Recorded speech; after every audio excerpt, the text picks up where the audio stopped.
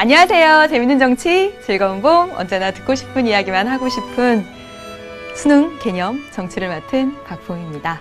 음악이 음악이니만큼 좀 이렇게 차분하게 이야기를 해야 되는데요. 지금 2012년 12월, 2011년 12월입니다. 예.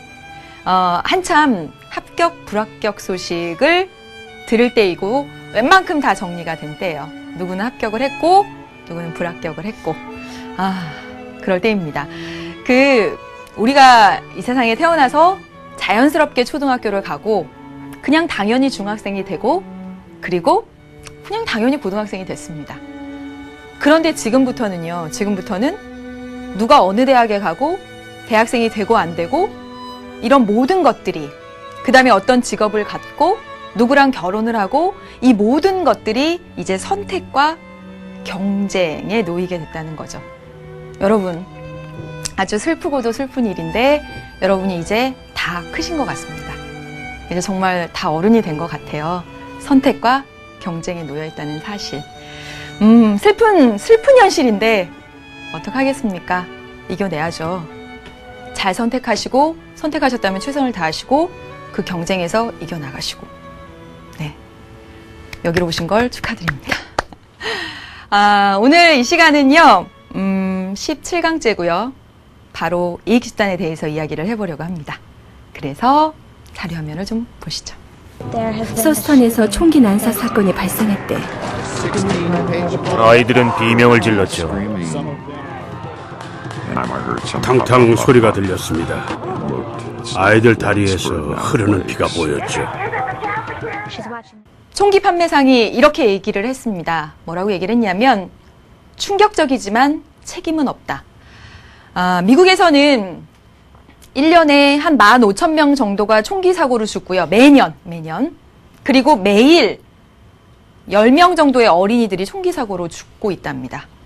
총기 문제가 이렇게 심각한데 지금 그 총기상을 비판할 수 없는 이유는 그래 충격적이긴 한데 나 책임 없다. 왜냐하면 미국에서는 총기 소지가 합법화되고 있기 때문입니다. 미국에서 선거가 있을 때마다 계속 이 여부를 두고 논란이 있지만 미국은 아마 선생님이 살아있는 내내는 앞으로 계속 총기 소지는 합법화될 것이라고 저는 알고 있습니다. 그 이유는 미국에 아주 강력한 이익 집단인 전미 총기 소지 협회가 존재하기 때문이죠. 오늘 그와 같은 이익 집단에 대한 이야기를 해보려고 합니다. 가시죠. 네, 오늘 이번 시간 이익 집단 이야기를 해본다고 말씀을 드렸습니다. 바로 17번째 주제가 되고요. 지난 시간에 우리 정당에 대한 이야기 했었는데 복습하고 정당 마무리하고 이익 집단으로 들어가겠습니다. 여러분 다음 강 18강까지 해가지고 2단원이 모두 끝납니다. 18강까지 해서. 그래서 남은 것이 이익집단, 시민단체, 여론, 언론 이렇게 되는데요. 조금 이 다음 강까지 해서 쫙 마무리를 짓도록 하겠습니다. 우리 지난 시간에 공부했던 내용 생각나시나요, 여러분? 정당 들어갔습니다. 정당은 정책 결정 과정의 아주 대표적인 비공식 집단이었습니다. 그렇죠? 그래서 정당의 의미 기억할 때 그 목적, 정권 획득을 목적으로 한다는 점 기억하시면 될 것 같아요. 네. 그 다음에 또 하나 정당의 기능들 배웠습니다. 그리고 정당제도 양당제, 다당제 할 때 양당제 대표적인 두 개의 정당만 있습니다. 이거 아니라고 했어요. 네, 다당제 경쟁할 수 있는 여러 개의 정당이 있다까지 말씀드렸습니다. 정당 관련해서 세 번째 한국의 정당 정치 이야기를 해야 되는데 한국의 정당 정치 이야기를 하기 위해서 95페이지 그 부분을 마무리하고 이 부분 마무리하고 그리고 이익 집단으로 들어가겠습니다. 여러분 정당 얘기를 하고 있잖아요. 정치 공부가 재밌으려면 여기서 이렇게 대표자 선출, 여론 형성 조직, 막 동그라미 이렇게 해버리면 정치 공부가 하나도 재미가 없어요. 단수 남기고요. 그리고 혼자 동그라미 치면서 외우면 이해도 안 됩니다. 진짜 현실에서 돌아가는 내 옆에 일어나는 일들에 관심을 가지셔야 돼요. 그래서 자 보세요. 네, 보여주시죠. 여기가 어디냐면요. 선거관리위원회의 정당 정책 정보 시스템이라는 곳입니다. 여러분 딱 들어가서 보시면 진짜 유용해요. 물론 여러분이 이제 그 경쟁사에 놓이고 선택을 열심히 해야 되는 시기에 놓여 있기 때문에 다 큰 어른이 되셨기 때문에 시간 없이 너무너무 바쁘시겠지만 지금 겨울방학 때 이럴 때는 정당 공부하면서 인터넷 켜놨을 때 연예기사 보고 막 그러면서 스트레스 풀지 마시고요. 이거 더 스트레스 쌓이진 않을 거예요. 그냥 들어가서 막 읽어보라는 얘기가 아니라 현재 우리나라에 등록된 정당은 몇 개가 있는지도 여기 나오고요. 그리고 정당 현황, 그리고 정책 공약이 어떻게 되는지 각각의 이 당선자, 어떤 지역에, 우리 지역에 출마한 이 당선자는 이런 공적인 약속을 했구나. 이거 잘 지켜나가나? 한번 볼 수도 있고요. 정말 창피한 얘기인데 우리 지역의 국회의원 이름도 잘 모르고요. 그리고 우리 지역의 시의원, 물론 너무 많으시니까 모른다고 쳐도 국회의원 이름도 모릅니다. 들어가서 한번 확인해 보시고 그들은 어떤 정책 공약을 내걸었구나, 잘 실현하고 있나, 이렇게 끊임없이 감시하고 그래야지만 좋은 대표를 뽑고 대한민국이 잘 될 수가 있습니다. 그래서 이러한 사이트가 있다. 정말 잘 돼 있어요, 우리나라 이런 것들이. 그래서 한번 선거관리위원회의 정당 정책 정보 시스템에 한번 들어가 보세요. 그래서 선생님이 여기 들어가서 바로 이걸 찾았습니다. 짠, 그 다음이요. 바로 이 자료인데 여기는 되게 잘 나왔는데요. 선생님이 다운로드 받아서 이거 엑셀에 있는 거를 이렇게 옮겨와 봤어요. 지금 현재 우리나라 정당은 모두 21개의 정당이 있습니다. 네, 시험에 안 나오죠, 당연히. 네, 시험에 안 나오지만 자 보시면 기독교 사랑 실천당. 선생님이 줄기차게 지난 시간에 정당을 이야기하고 정당을 가르쳐준다고 하면서 한나라당과 민주당만 얘기를 했어요. 그리고 가끔 민주노동당 얘기 좀 하고. 즉 선생님도 정당을 이야기할 때 이런 정당을 이야기를 못했다고요. 예. 그런데 우리나라에는 이 지금 자료가 2011년 12월 10일 현재입니다. 현재 21개의 정당이 존재하는데 노인권익연대, 한국문화예술당, 기독당, 평화민주당, 통일당, 친박당, 평화당, 사회당, 미래연당, 기민당, 기독당, 국제녹색당, 국민참여당, 경제통일당, 이런 많은 정당들이 있습니다. 이렇게 많은 정당들이 있구나. 왜냐하면 민주주의 사회는 정말 다양한 견해들이 있고 그것들을 이렇게 정당으로 이렇게 보여줄 수 있다라는 거죠. 그게 민주주의라는 증거입니다, 여러분. 네. 그리고 우리나라가 민주주의 국가니까 이처럼 정당 설립의 자유가 있는 것이고요. 이런 얘기를 좀 해보겠고요. 그 다음에 여기서 하나 이제 보실 게 여러분, 가장 오래된 정당 어디 있어요? 가장 오래된 정당? 한나라당이 우리나라에서 가장 오래된 정당입니다. 1997년에 만들어져서 가장 오래된 정당이에요. 그리고 가장 최근에 만들어진 정당들을 한번 볼까요? 기독교 자유민주당, 그 다음에 노인연대 등은 올해 만들어졌습니다. 2011년도에 만들어졌어요. 자, 보시면 지난 시간에 양당제 설명을 하면서 미국의 민주당, 그 다음에 공화당 이야기하면서 1854년에 만들어졌다, 1792년에 만들어졌다, 이런 얘기들을 했어요. 그런데 우리나라는 보니까 정당이 정당의 역사가 짧다라는 것을 바로 확인을 할 수가 있습니다. 그 내용을 토대로 해서 한국의 정당 정치에 대한 이야기를 하고 정당 마무리를 할까 합니다. 네, 세 번째 주제, 한국의 정당 정치.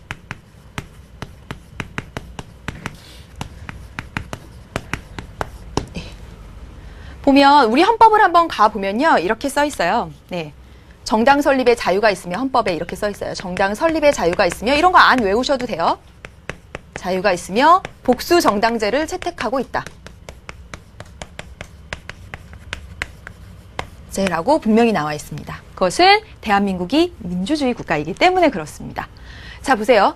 정당 설립의 자유가 있다라고 얘기했죠. 자, 여러 번 말씀드리지만 정당은 분명 국가기관이 아닙니다.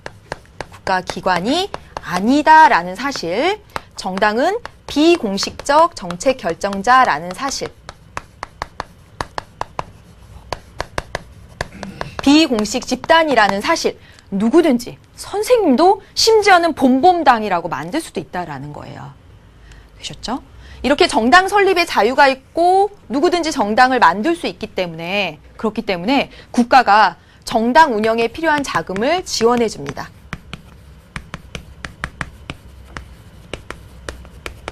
자금을 국가가 지원해 줍니다. 국가가 보조해 줘요.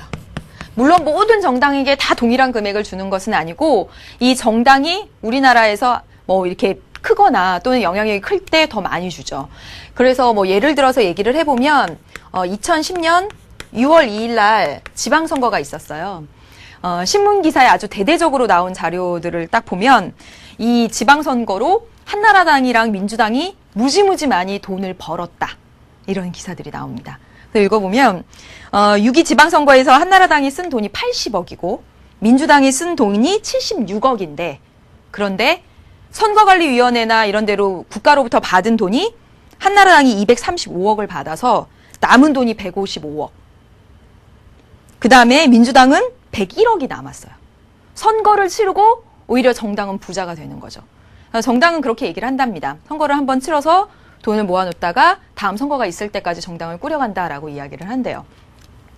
분명한 것은 여기에 뭔가 너무 많이 들어가는 것 같다라는 생각이 들긴 하는데 그런 문제 제기가 좀 되긴 하는데 아무튼지 간에 우리나라는 정당 설립에 자유가 있기 때문에 그 자유를 실제 실현해 주기 위해서는 그래 정당을 운영할 때 필요한 자금을 국가가 지원해 준다라는 사실을 아주 명백하게 알 수가 있었습니다. 예, 시험에 그래도 기억 바로 탁 나시죠? 네. 그 다음에 볼게요. 이제 정말 공부해야 될 거 뭐냐면 우리나라 정당 정치의 문제점입니다. 우리나라 정당 정치의 문제점 그리고 이것을 해결할 수 있는 대책은 무엇일까? 짝지어서 한번 이야기를 해볼게요. 선생님이 방금 우리나라 정당 21개를 보여드렸습니다. 가장 오래된 정당 한나라당 1997년. 그렇죠. 최근에 2011년에 생긴 정당들도 몇 개 있었고요. 자 보세요. 우리나라 정당 정치의 문제점 첫 번째는 정당의 수명이 너무 짧다라는 거예요. 예. 즉 인물 중심. 그 이유는 인물 중심, 지역 기반, 지역 중심이기 때문에 굉장히 짧은 정당 수명을 가지고 있다는 거.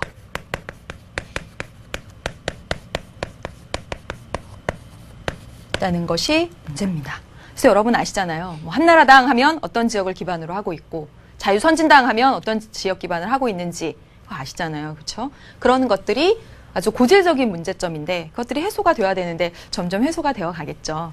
그래서 우리나라 정당 정치의 문제점, 인물 중심 지역 기반에서 한나라당, 민주당도 이름을 얼마나 많이 바꿨는지 몰라요. 명패를 계속 바꿨겠죠. 그래서 대책은 정말 정책 중심의 정당으로 거듭나는 거죠. 진보, 보수 또는 노동자의 이익을 위한 또는 이런 식으로 그런 식으로 정책 중심의 정당으로 거듭나야 된다라는 것입니다. 미국의 공화당 하면 그 색깔이 있고 민주당 하면 그 색깔이 있는 것처럼 그런 식으로 정책 중심의 정당으로 가야 되겠죠. 첫 번째입니다. 이제 두 번째는 바로 당 내의 비민주주의입니다. 비민주주의. 자 보시면 이게 당이 있잖아요. 네, 당이 있습니다. 여기 우리 뭐라고 하냐면 제 우두머리 여기 정당 과도화 현상이다라고 얘기를 합니다. 이게 적을 과자예요. 적을 과자. 적은 머리가 이 정당을 다 지배하고 있는 그런 현상입니다. 최근에 여러분 지금 현재는 2011년 12월입니다. 이 여야가 아주 몸살을 앓고 있어요. 여야가 예를 들어서 얘기해보면 여야가 몸살을 앓고 있습니다. 여당은 그래서 이대로 가다가는 다음 선거에 진다. 쇄신하자. 이런 목소리로 한 목소리를 내고 있긴 해요. 야당은 이렇게 가다가는 또 정권 못 찾아온다. 통합하자. 이게 주요 주제예요. 통합은 쉽죠. 쇄신은 뭐냐면 신자가 이게 새로울 신자. 이게 쇄자가 인쇄하다 할 때 쇄자예요. 인쇄하다. 그러니까 새롭게 인쇄하다. 새롭게 뭔가 닦다. 이런 뜻이에요. 새롭게 하자. 체질 개선하자. 이런 얘기가 되죠. 그래서 이대로 가다간 지니까 쇄신하자. 야당은 이대로 가다간 또 진다. 통합하자. 이런 걸로 뭉치고 있긴 해요. 그런데 이 내부적으로 들어가 보면 둘 다 이런 다양한 이 정치인들 간에 계파 간에 공천권을 누가 가지고 가느냐. 공천권은 누가 가지고 가느냐. 이걸 가지고 사실은 굉장히 싸우고 있다라는 거죠. 예. 잘 생각해 보시면 상식적으로 생각해 보시면 제가 만약에 한나라당 또는 민주당의 공천권을 다 가지고 있어요. 너 저기 종로구에 출마해. 너 저기 어디 전남 화순 저기 출마해. 내가 그런 권한을 가지고 있으면 제 위주로 이렇게 딱 사람들이 다 모이고 조직화될 거 아니에요. 그렇죠. 그리고 제 말은 거역할 수가 없고. 그래서 정당에 좀 이렇게 위에 있는 사람들이 이 공천권을 이렇게 잡으려고 합니다. 예. 그러니까 실제로 당 내에서는 그런 공천권을 서로 가지려는 그런 싸움들, 막 이런 것들이 일어나고 있고 그런 것들이 현실이라는 거죠. 그래서 이런 것들을 해소하기 위한 대책으로 말할 수 있는 것이 바로 상향식 공천입니다. 상향식 공천.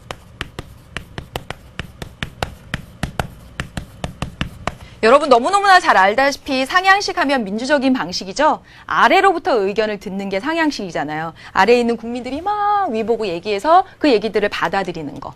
그래서 예전에는 왜 공천권을 가지고 서로 가지려고 하겠어요. 네. 공천하는 그 주체가 그 정당의 아주 우두머리들이었다면 이 상향식 공천으로 가게 되면 어떻게 되냐면 예, 당원도 그리고 일반 국민도 공천에 참여할 수가 있으니까. 그러면 정당의 민주화에 기여할 수가 있겠죠. 그렇죠? 상향식 공천. 뭐 이런 시도들은 우리나라 정당들이 많이 하고 있습니다. 지금 그래서 이렇게 변화되어 오고 있는 거죠. 극단적으로 문제점을 이야기하는 것이고요. 실제로 인물 중심 지역 기반 이런 얘기들도 많이 해소하려고 하고 있습니다. 정책을 선관위에 저런 홈페이지 통해서 정책을 끊임없이 얘기하려고 하고 있고 이제 노력들을 해가는 이런 단계들이에요. 네. 또 하나 이야기할 수 있는 대책은 당내 비민주주의를 해소하기 위해서 또 하나 얘기할 수 있는 건 바로 교차 투표입니다. 투표를 하는데 교차해서 한다라는 거예요. 자, 예를 들어서 해볼게요. 예를 들어서 한미 FTA 비준안. 그러면 보통 어떻게 하냐면 큰 정당 A당은 찬성, B당은 반대. 이렇게 당의 론을 정합니다. 이걸 당론이라고 해요. 당의 전체 의견을 이렇게 정해요. 그러면 의원들은 이 당론을 거역하기가 어려워요. 왜냐하면 공개투표가 되니까. 그리고 이거 거역했다가 미움받는 거 아니야? 뭐 이런 생각들을 한다는 거예요. 그런데 정말 민주주의가 되려면 당의 민주주의가 확립되기 위해서는 내가 B당이라도 찬성, 교차투표. 내가 A당이라도 반대. 즉 자신의 정치적 소신과 국익을 고려해서 이렇게 반대되는 우리 정당의 당론과 다른 판단도 할 수 있어야 된다는 거죠. 그래야지만 당내 민주주의가 확립될 수 있다는 겁니다. 보셨죠? 그래서 여러분 신문 기사들 찾아보면 이번에 뭐 총리 인준안에 대해서 어떤 안에 대해서 교차 투표를 허용했다. 교차 투표 하셔도 됩니다. 여러분의 뭐 의사에 맡기겠습니다. 뭐 이런 얘기들도 나오고 그럽니다. 되셨죠? 이제 세 번째입니다. 마지막, 정치자금의 음성화. 여러분 정치인들이 뭐 돈을 받았다, 무슨 비리다, 뭐 이런 거 많이 들어보셨죠? 이게 부정부패로 연결이 되잖아요. 자, 보시면 독일 같은 경우는 당원이 당비를 걷어서 그 정당을 꾸려가는데 당비를 걷는 비율이 50%나 된다고 합니다. 근데 우리나라는 당원 당비가 한 5% 정도밖에 안 거친대요, 전체적으로. 그러니까 당비에 따라서 운영이 안 되는 거고 어디서 후원금을 받고 또 이렇게 비해서 이럴 수도 있다라는 거죠. 그렇죠? 그래서 정치자금의 음성화 때문에 부정부패 문제가 생길 수가 있습니다. 그래서 해결책은 당원 당비에 의한 운용.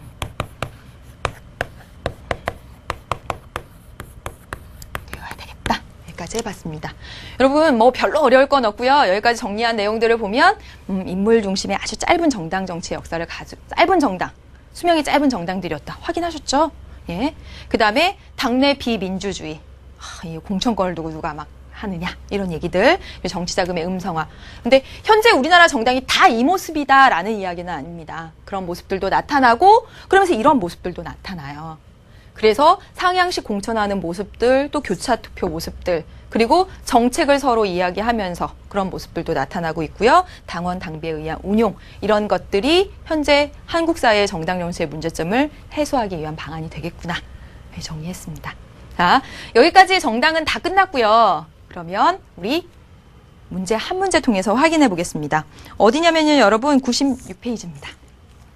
자, 볼게요. 가나에서 설명하는 정당의 기능을 바르게 연결한 것은 볼게요. 정당은 다양한 국민의 요구와 이해를 수렴해서 정말 다양한 국민의 요구와 이해관계들이 있죠. 그것들을 수렴해서 취합하여 그 내용을 구체화시켜서 동시에 정책 결정 과정에 반영하도록 하고 있다. 여론을 형성하고 조직하고 즉 이렇게 쓸 수가 있겠습니다. 거기 나온 그 보기 내용 이익 집약.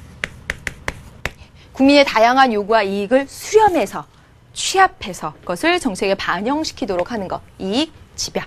이렇게 얘기를 할 수가 있겠어요. 다음, 정당은 사회 균열을 반영하여 사회가 이렇게 나눠져 있는 걸 반영하여 남녀, 노인과 젊은 층, 가난한 사람과 부자, 이렇게 균열을 반영하여 시민사회 내의 요구와 갈등을 표면화시키기도 하지만 어떤 정당은 아주 대기업의 이해관계를, 어떤 정당은 소시민의, 소상인들의 이해관계를, 그러다 보면 이 갈등을 오히려 표면화시키기도 하지만 다양한 대립과 충돌을 체제 내로 수용함으로써 갈등을 조정하기도 한다. 다양한 요구와 갈등을 조정하기도 한다. 즉, 사회를 하나로 합친다.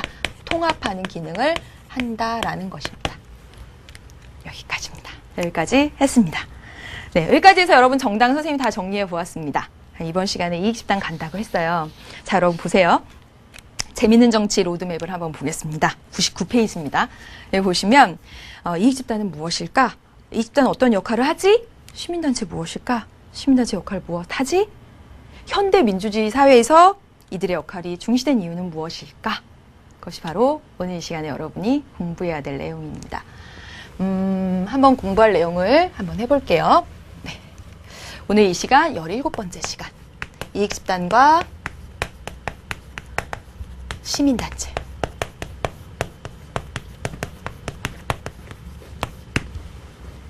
자, 보세요. 공부할 내용. 자, 보세요. 이건 계속 그릴 거예요. 정책, 결정, 기구가 있습니다. 정책 결정 기구가 있어요. 국민들이 다양한 의견을 넣죠. 요구와 지지를 보냅니다. 투입이고요. 의견이 반영된 정책이 나옵니다. 산출이었죠. 그렇죠? 이런 나온 정책에 대해서 우리 정치 주체들이 그것을 평가해서 다시 요구와 지지를 보낸다고 했습니다. 그래서 지난 시간에 여기서 대표적인 정치 주체로서 정당을 지난 시간 지금까지 해서 정당을 공부를 했습니다. 그 밖에 또 중요한 정치 주체가 있는데 바로 그 정치 주체가 이익집단과 시민단체입니다.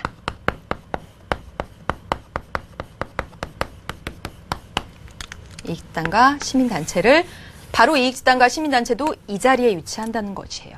자, 보세요. 여러분이 기억해야 될 거.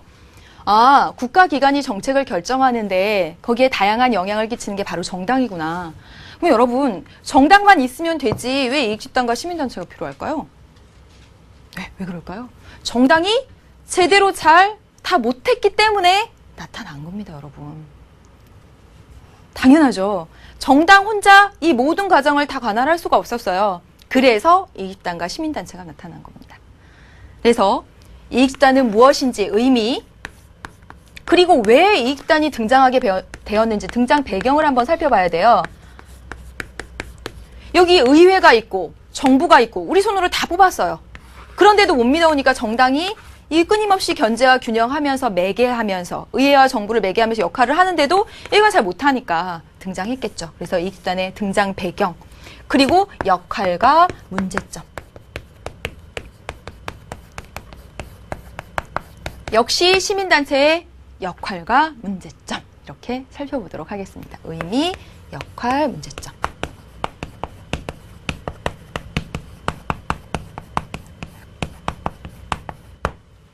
어렵지 않겠죠? 실제로는 어렵지 않습니다. 그리고 실제로 시험 문제에서는 이 셋을 같이 비교하거나 또는 이 둘을 이렇게 비교하거나 하는 등 이렇게 많이 출제가 됩니다. 네, 얘네들 셋을 다 해서 정치 과정의 비공식적 참여자다 이렇게 부릅니다. 여기서 비공식적이다라고 하는 건 여기가 공식이거든요. 공식, 국가기관을 의미하고 국가기관이 아니다라는 이야기입니다. 됐죠? 그러면 이익 집단부터 해보겠습니다. 이익 집단부터 볼게요. 네. 이익 집단의 의미를 먼저 볼게요. 이익 집단의 의미 보겠습니다. 이해관계를 같이 하는 사람들이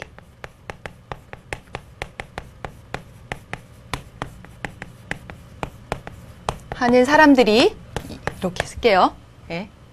그들 공동의 이익을 실현하기 위해 공동입니다. 그들 공동의 이익입니다. 그들이라고 하는 게 좋겠네요. 나중에 헷갈릴까봐. 이걸 실현하기 위해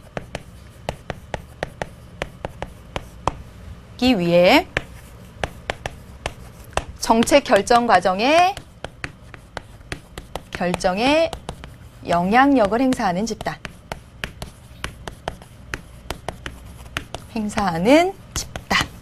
이렇게 쓰겠습니다. 여러분, 정당 어떻게 정의했었죠? 정당?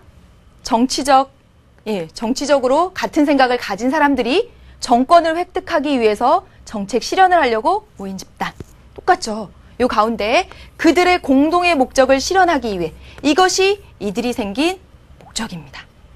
즉, 이 집단의 목적은 그들의 특수한 이익을 실현하기 위해서 모인 것이에요. 예를 들어서 해보겠습니다. 예를 들어서 해볼게요. 프로야구 선수협의회.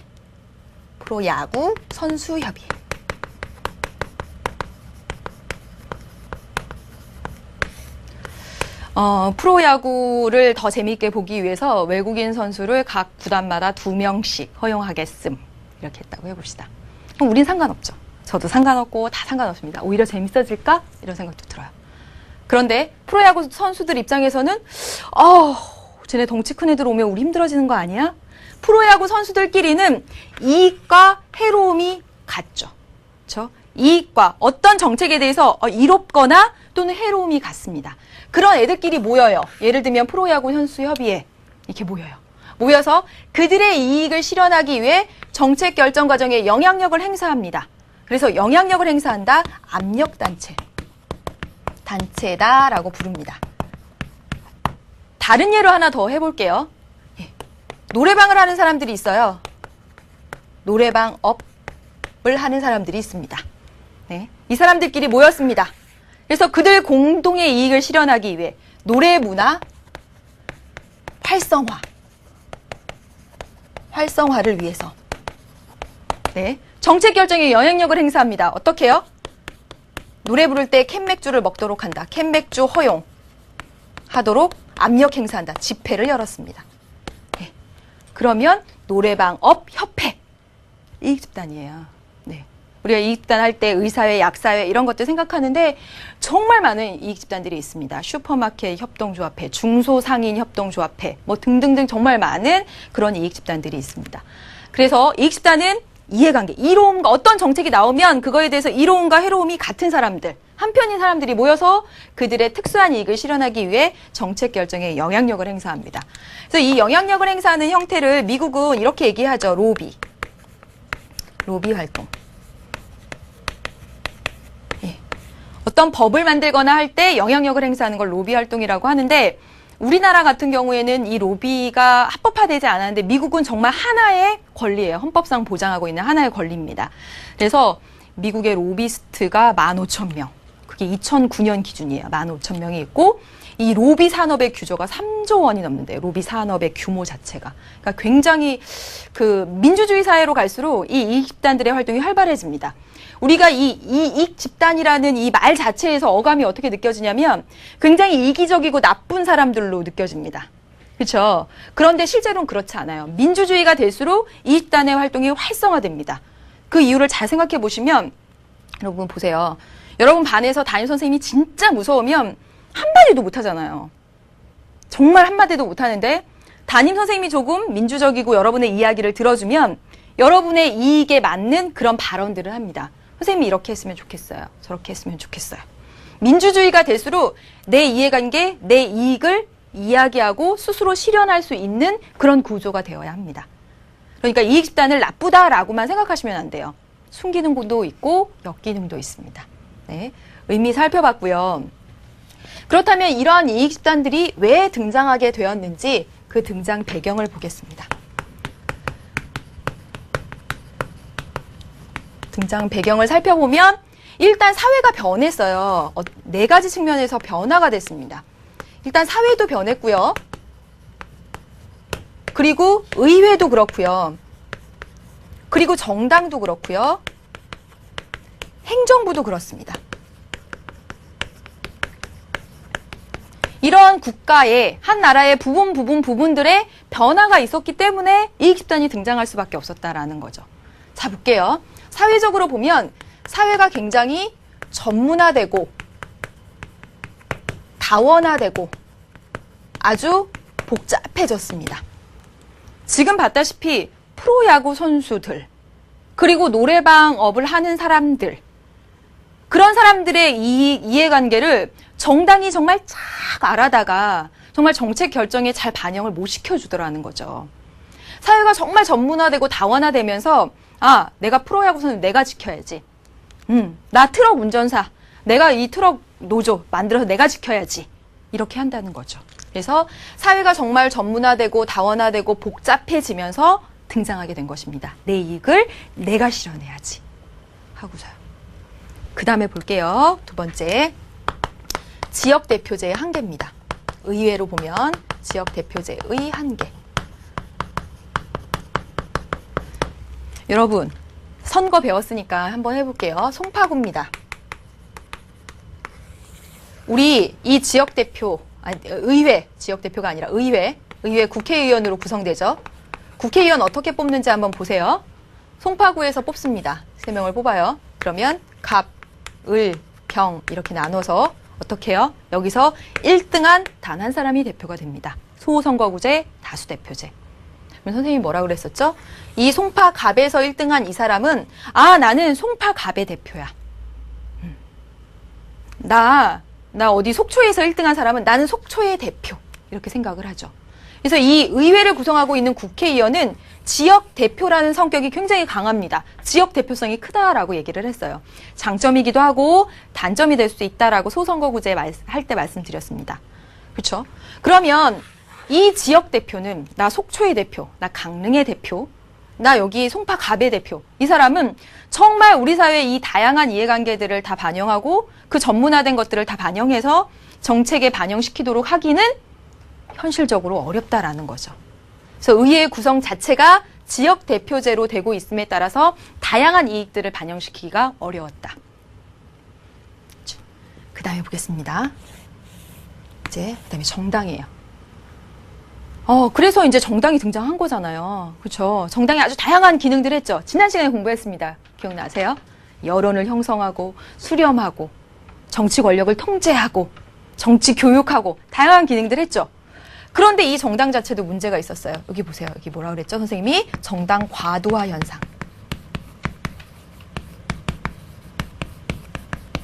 정당이 무엇화되고 있다라고 얘기하냐면 관료제화되고 있다라고 얘기를 합니다. 이런 관료제가 뭐냐면 사회문화 공부하면 잘 아시겠지만 이 국가기관의 동료처럼 되고 있다. 예? 자, 보세요. 어떤 한 기관이 있고요. 어떤 한 회사가 있으면요. 규율과 규칙에 따라서 엄격하게 통제되고 그러한 시스템입니다. 그게 바로 관료제예요. 정당도 이처럼 딱 관료제화되어 있어서 규율, 규칙에 따라 통제되고 이런 구조로 딱 돼 있어가지고 위에 이 수뇌부가 모든 것들을 딱 결정하고 국민의 정말 아래에 다양한 국민들의 의사를 들으려 하지 않아요. 정당 내 이런 비민주화 이런 것 때문에 이 당원들을 통해 여기 아래에 있는 당원들을 통해서 이 들어오는 많은 국민들의 여론과 의사를 잘 받아들이려고 하지 않아요. 관료제화되면서. 되셨습니까? 그렇다면 정당을 통해서 내 이익을, 나 프로야구 선수 내 이익을, 나 트럭 운전수 내 이익을 실현하기 어려워졌다라는 거죠. 그러면 내가 만들어야지. 되셨죠? 그 다음에 이제 행정부 봅시다. 여러분 현대사회에 오면서 이 의회보다는 행정부가 훨씬 더 정책을 잘 만들고 법도 심지어는 더 잘 만듭니다. 그 이유는 의회는 이렇게 지역대표로 뽑죠. 송파갑에서 속초에서 어디에서 이렇게 지역대표로 와요. 그런데 행정부는 어떠냐면 시험 보죠. 노동부, 교육부, 시험 봐서 그 분야의 전문가들을 양산합니다. 그렇기 때문에 행정부가 훨씬 더 정책을 많이 잘 만들어요. 네. 정부에 의한 정책 결정이 많아졌어요.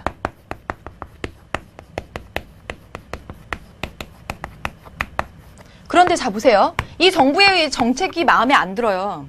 그럼 나 혼자 가. 얘기 들어줄까요? 안 들어주죠. 정당을 통하려고 해봤어요.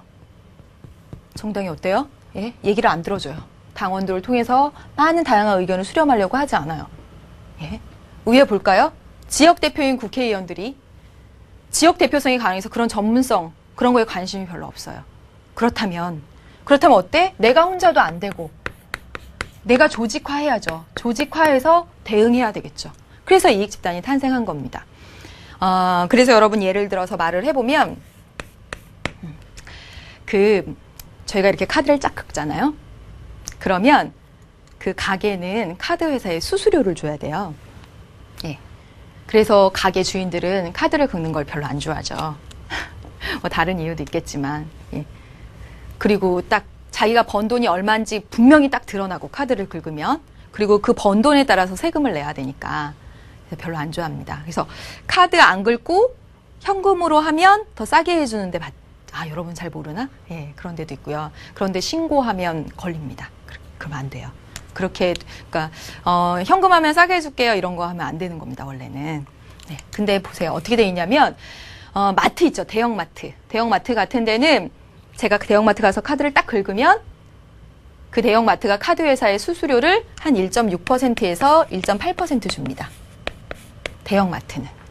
그런데 일반 가게, 병원, 학원 이렇게 작은 데 있죠. 작은 데는 2%가 넘게 수수료를 준다네요.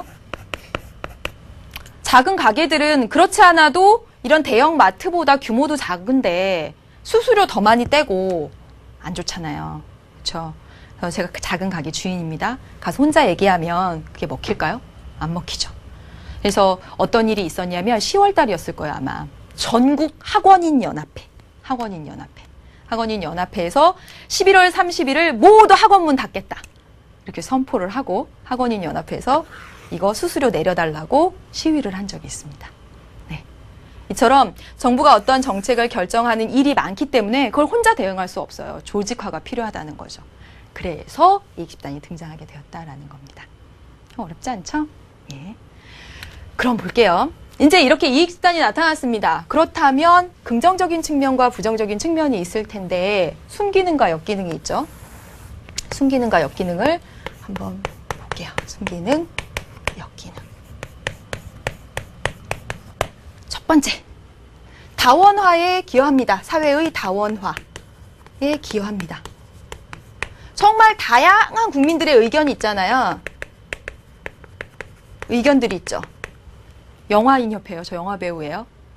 스크린 쿼터 유지해달라. 스크린 쿼터. 여러분, 스크린 쿼터는 한국 영화 의무 상영 일수입니다. 이거 유지해달라 라고 여론을 형성한다든지 이런 식으로 해서 어떻게 하냐면 정책 결정에 반영되도록 합니다. 정책에 반영되도록 하죠. 사회의 정말 다양한 의견을 정책에 반영시키는 그런 역할들을 한다라는 거예요. 다원화에 기여합니다. 자, 보세요. 원래 국민들의 의견을 수렴해가지고 정책에 반영시키는 건 정당의 역할이었죠. 근데 이제는 이익집단들이 직접 나서가지고 해요. 그래서 이 순기능 두 번째는 정당의 기능을 보완합니다. 그래서 심지어는요, 정당이 이런 이익집단들 불러다가 이야기도 들어봐요. 왜냐하면 이익집단들이 그 분야에 있어서는 보다 더 전문적이니까 정보도 취하고 그래요. 그래서 정당의 기능을 보완합니다. 또 당연한 건 정치 권력을 감시하고 통제하죠. 예. 이건 당연하죠. 자, 보세요. 제가 영화인이에요. 네. 한국 영화 의무 상영 일수를 늘렸으면 좋겠어요. 내 이익을 실현하기 위해 정부한테 끊임없이 막 모여가지고 이렇게 막 여론을 형성하고 로비를 하고 막 그래요. 그러면 그 과정에서 정부가 뭐 잘못한 거 없나? 그걸 찾아내지 않을까요? 뭐가 빈틈이 있어야 내 거 해달라고 할 거 아니에요. 뭐 잘못한 거, 이런 것들. 내 이익을 실현시키는 과정에서 정부 정책에 문제점은 없는지 이런 것들을 찾아낼 수 있다는 거죠. 예. 여러분, 이 정치 권력의 감시 통제 기능, 이런 기능은 정당이랑 마찬가지입니다. 왜요? 이들이 비공식적 정책 결정자, 정치의 주체이기 때문에 그래요. 예. 그 다음에 마지막으로 정치 사회화, 정치 교육. 내가 이익 집단 활동을 하면서 왜 한국 영화는 이렇게 의무 상영을 해야 되는지 그런 정보들도 듣고요. 정보들도 듣고 그래서 공부도 되고요. 아, 내 이익을 실현하기 위해서 내가 직접 이렇게 나서야 되겠구나. 이런 참여에 대한 마음가짐도 생기고요. 네, 그래서 이런 기능들을 한다라는 것입니다. 실제로 이익 집단의 순기능 같은 걸 보면 그 선거는 굉장히 정해진 날짜에 딱 하루 하고 딱 말잖아요. 한 번 딱 하고 말잖아요. 정치 참여가 굉장히 제한적인 편입니다. 근데 이익 집단 활동을 하게 되면 끊임없이 정부와 내가 이익 집단의 일원으로서 이렇게 부딪혀 가면서 소통을 할 수 있고 정말 참여한다라는 느낌이 들게 한다는 점. 그런 것도 이점이고요. 또 나 혼자 개인의 힘으로 두드리고 이거 해줘라고 해봤자 깨지기 일쑤고 그러다 보면 정치에 무관심해지잖아요. 그런데 이익 집단 활동을 통해서 다 같이 정부에다 말해보고 또 어떤 의견을 제시해보고 이렇게 함으로써 아, 내가 정치에 참여해서 이렇게 할 수 있었네 라는 그런 자신감 이런 것도 생긴다라고 얘기를 하네요. 그러니까 이익 집단이라는 말 자체에서 되게 이기적인가 이렇게 생각하시지 마시고요. 민주주의가 될수록 이익 집단의 활동이 활발해진다라는 것 같습니다. 근데 역기능도 분명히 있죠. 제가 앞서도 얘기했다시피 일단 첫 번째, 공익과 충돌합니다. 예를 들어서 얘기해보면 바로 아까 봤던 우리가 오프닝에서 봤던 전미 총기 소지협회. 이들의 이익을 실현하기 위해서 정치권에 끊임없는 로비와 압력을 넣어서 미국에서는 총기 소지가 합법화되어 있죠. 그런데 그 결과 어떻습니까? 말씀드렸다시피 1년에 10,000명이 넘는 사람들이 총기 사고로 죽고 공익과는 충돌하잖아요.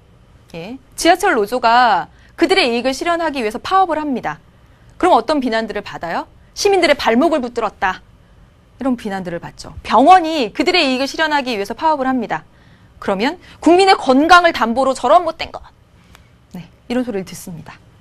즉 이익 집단의 역기능은 공익과 충돌한다라는 측면이 있다라는 것. 두 번째, 정책 결정 과정에 혼란을 초래합니다. 혼란을 초래해요. 예를 들어서 볼게요. 의학 분업. 의학 분업이 뭐냐면 이거예요.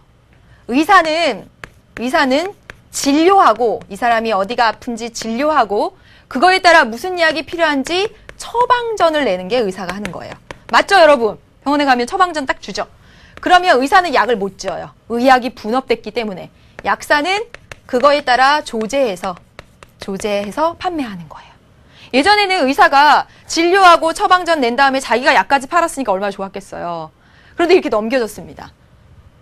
무조건 병원 가면 약국 들러야 되는 거예요. 그러니까 약사들은 찬성, 의사들은 반대. 의사와 약사의 충돌, 자신의 이익 실현 충돌. 그러다 보면 정부는 어떻게 정책을 결정해야 되는 거야? 정책 결정에 혼란. 이쪽으로 가야 돼, 이쪽으로 가야 돼. 가운데 중재. 예, 정책 결정에 혼란이 있다는 점. 세 번째, 바로 부정부패를 초래할 수 있다는 거죠. 물론 미국에서는 이 로비라는 게 굉장히 합법적인 권한이다라고 했어요. 근데 우리나라는 아직도 로비라는 용어가 뭔가 뒷돈을 대고 막 이런 느낌이 좀 들죠. 예? 그리고 실제로도 우리 청원경찰협의회에서 이런 로비를 했던 사건을 작년에 알고 있지만 이렇게 로비를 하는 과정에서 부정부패가 나타날 수 있다. 이게 압력 행사라는 게 부정부패로 이권으로 이렇게 연결되는 경우가 종종 있기 때문에 부정부패가 나타날 수 있다. 여기까지 정리를 했습니다. 어렵지 않죠? 네, 여기까지 해서 이익 집단 봤습니다. 이제 남은 거 하나 뭐예요? 시민단체입니다. 마지막 이제 두 번째 시민단체 보겠습니다.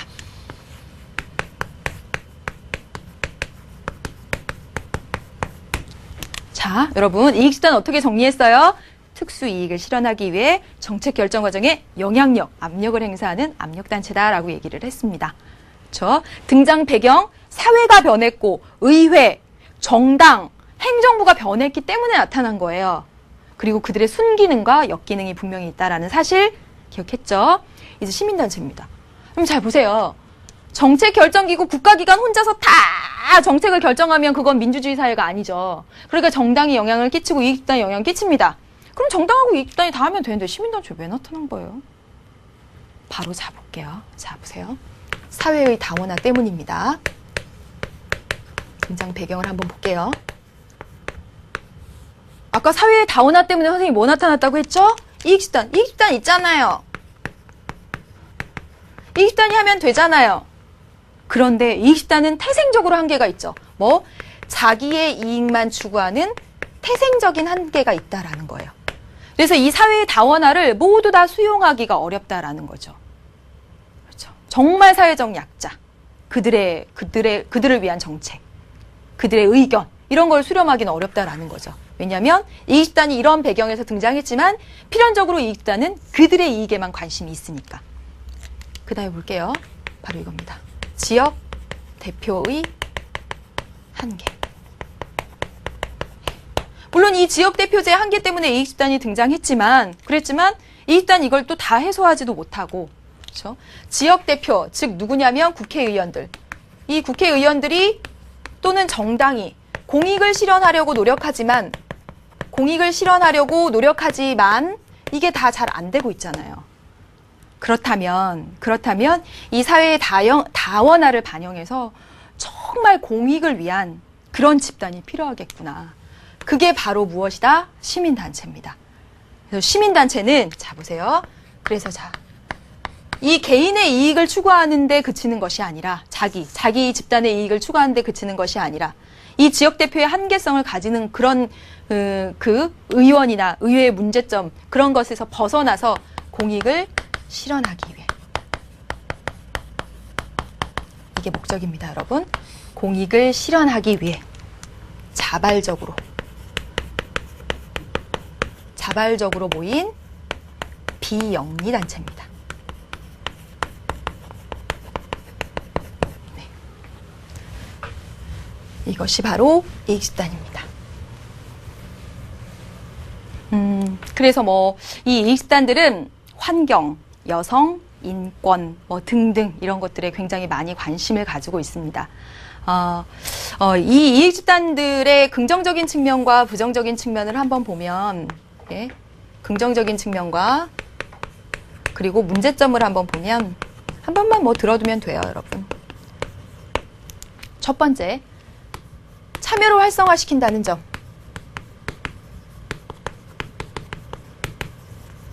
말씀드렸죠. 혼자 참여하면, 혼자 어떻게 해보려고 하면 깨집니다. 나 안 돼. 진짜 거대한 정치 과정에서 내가 할 수 있는 게 뭐 있겠어. 무관심.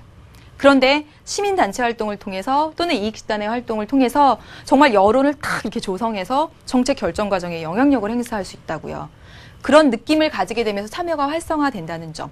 그리고 그 과정에서 정치 권력에 대한 견제, 통제. 근데 문제점도 있습니다. 문제점 첫 번째는 시민단체다라고 얘기하지만 시민 없는 시민운동이다.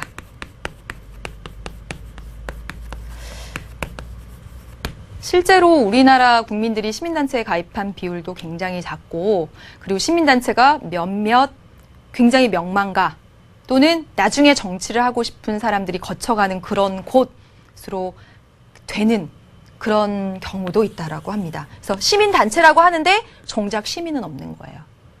그런 문제점. 두 번째, 정부나 기업으로부터 후원을 받는다는 점. 정부 기업의 후원에 의해서 이 시민단체가 꾸려지고 있다는 점. 이게 문제점이라는 거죠. 왜냐하면 시민단체는 공익을 실현하기 위해서 자발적으로 모인 그 집단의 목적은 정부를 견제하고 기업을 견제하는 데 있는데 정부와 기업으로부터 후원금을 받아서 움직인다라는 점이 큰 문제라는 거죠. 그래서 얼마 전에 서울시장 보궐선거 할 때 그 박원순 후보가 큰 정말 이렇게 아주 유명한 시민단체를 꾸려가고 있었는데 어떤 큰 기업에서 뭐 보조금을 받았느니 막 이런 얘기들이 있었을 때 뭐 이런 얘기들이 나오기도 했죠. 기업의 후원을 받고 어떻게 견제할 수 있느냐 이런 얘기 나왔고 또 그 후보는 거기서 돈을 받아서 나눠줘야 분배를 실현하는 거 아니냐 이렇게 얘기하기도 하고 예 그랬습니다. 네, 아무튼 여기까지 해서 정리를 해봤습니다. 여러분 어렵지 않으셨죠? 그렇죠? 네, 여러분 오늘 이익집단과 시민단체입니다. 정당 한국의 정당 정치까지 정리를 했고 이익집단 의미 특수이익 실현 하기 위해서 영향력을 행사하기 위해 모인 집단 시민단체 공익을 행사하기 위해서 자발적으로 모인 비영리단체 딱 정리되셨어요. 그래서 이들의 순기능 역기능 이들의 순기능 역기능 문제점 이렇게 정리하시면 되겠습니다. 오늘 여기까지 해봤고요. 다음 시간에 여론과 언론 마지막 시간입니다. 다음 시간에 이단원 마지막 시간 만나도록 하겠습니다. 안녕.